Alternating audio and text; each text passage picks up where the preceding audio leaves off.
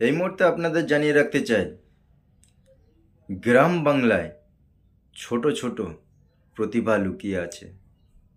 তার জলজ্যান্ত প্রমাণ আজকে আপনাদের সামনে দিতে চলেছি।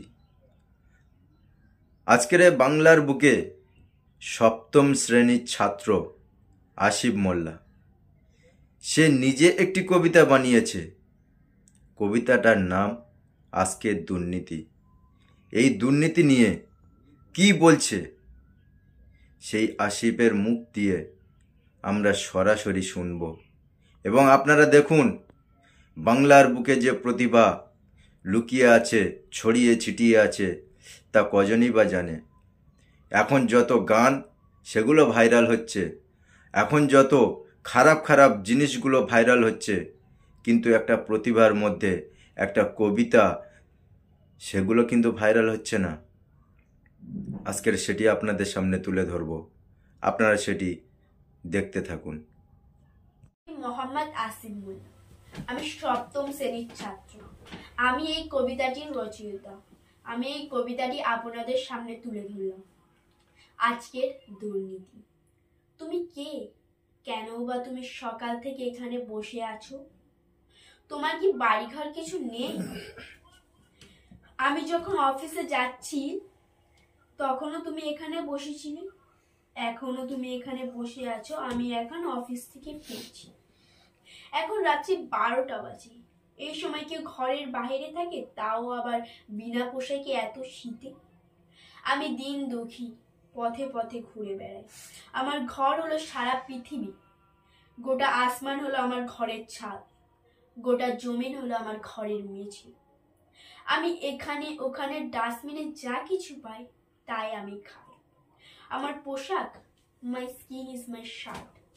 তুমি ইংরেজিতে কথা বলতে পারো? আমি এমএ পাস, কিন্তু টাকার অভাবে আমি কোনো চাকরি পাইনি।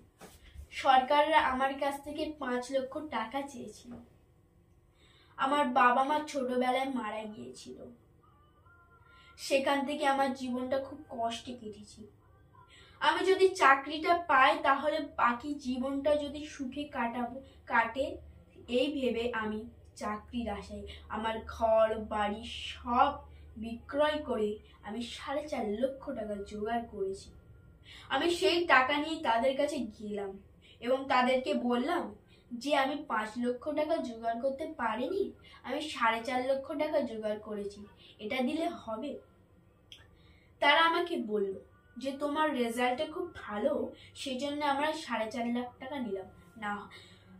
তারা এই বলে আমার কাছ থেকে টাকাটা নিল এবং আমাকে বলল যে তুমি কয়েকদিন পরে আসবে।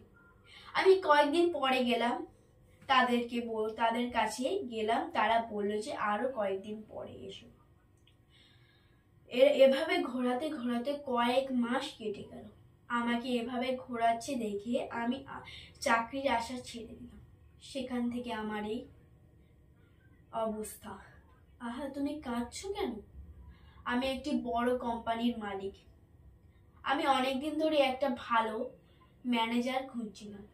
তুমি আজ থেকে আমার কোম্পানির ম্যানেজার। হায় রে দুর্নীতি! একদিকে মূর্খ ছেলেরা তাদের বাবাদের বড় বড় নোট দিয়ে বড় বড় চাকরি করছে, অন্যদিকে MA, MC, MS, BEd pass ছেলেরা টাকার অভাবে আজ রাস্তায় ঘুরছে। আর যদি ওই লোকটা তার পাশে এসে না দাঁড়াতো, হয়তো ওই ছেলেটা এমএ পাস হয়েও রাস্তায় রাস্তায় ঘুরতো বাকি জীবনটা। এই হলো আমাদের সমাজের দুর্নীতি।